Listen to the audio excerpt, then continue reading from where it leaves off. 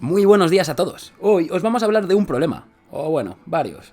Actualmente vamos en camino de ser 8 miles de millones de personas en el mundo, y se espera que para el año 2050 se llegue a superar los 9 miles de millones de personas. Para ese año, la FAO pronostica que necesitaremos un 70% más de comida para mantener la demanda de este incremento de población.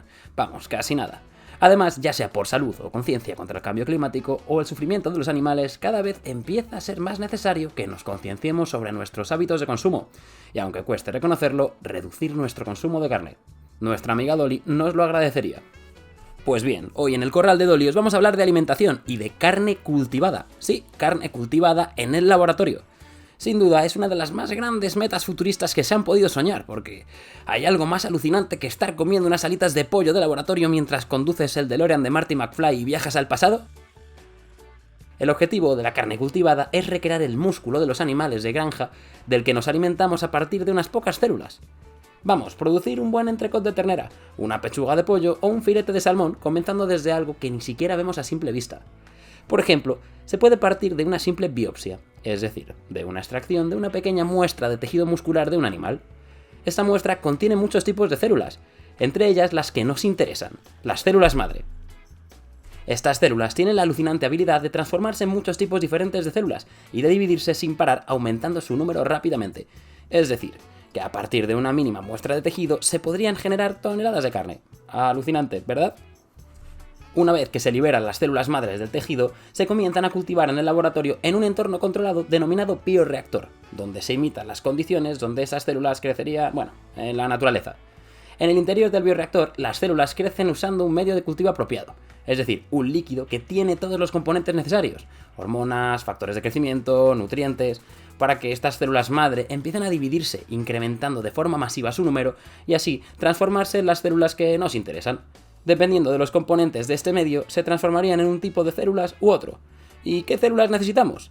Pues la carne contiene aproximadamente un 90% de células de tipo muscular, organizadas en fibra. Mientras que del resto de componentes destaca el tejido graso, formado por unas células que se llaman adipocitos. Esta carne tiene muchas posibles ventajas a tener en cuenta, y vamos a comentaros alguna de ellas. Para empezar, es un producto sin implicaciones morales con respecto al maltrato animal, ya que proviene de un animal que no se ha sacrificado. Además, ya hemos comentado que con el gran crecimiento de la población que se espera, no es posible producir la cantidad de carne requerida de una forma respetuosa con el medio ambiente. Así, la carne cultivada podría ser parte de la solución a este gran problema. Es verdad que en la actualidad cuesta semanas producir carne cultivada con los actuales métodos, pero en un futuro el tiempo de producción será mucho menor en comparación con los meses o años que necesitan los pollos, cerdos y las vacas hasta que puedan ser consumidos. Es decir, que el esfuerzo en producir este tipo de carne sería mucho menor. También es una carne en la que se reducirían las contaminaciones por microorganismos que pudiesen afectar a nuestra salud, ya que seguir en el laboratorio un protocolo de control de calidad estricto es más sencillo que hacerlo durante todo el proceso de la carne en sus pasos, las granjas, el transporte, los mataderos, el empaquetamiento, etc.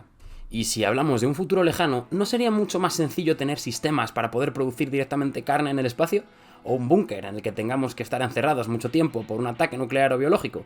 O yo qué sé, quizás en un ataque zombie. Mejor ser precavidos. ¿Os imagináis poder comer carne de animales exóticos? Bueno, como únicamente se necesitan unas pocas células, podríamos ir al supermercado de la esquina a comprar unos filetes de koala o hacerse unos tacos de ornitorrinco. Bueno, la verdad es que pensándolo bien, quizás suena poco apetecible. Sin embargo, también existen muchas barreras importantes que hay que superar para que llegue el día en que la carne cultivada pueda ser una opción más en nuestro supermercado de confianza. Aunque cada vez hay más avances sobre este tema, se tratan sobre todo de resultados en laboratorio a pequeña escala.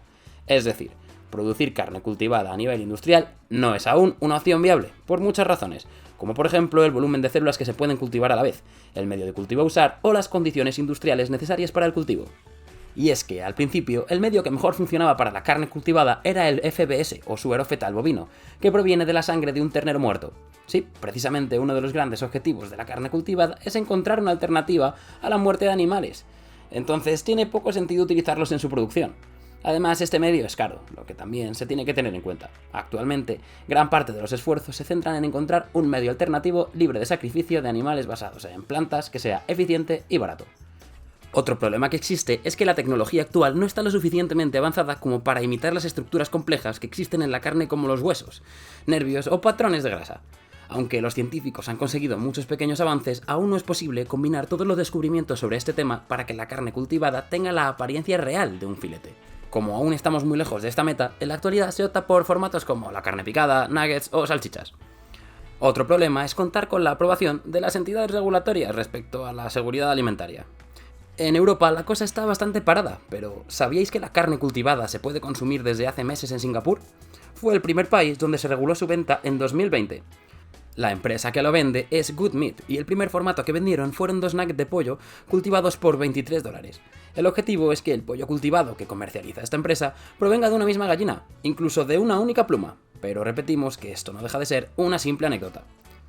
Por último, aun suponiendo que la carne de laboratorio pueda tener un precio ajustado al del mercado, otro gran problema sería la aceptación del consumidor.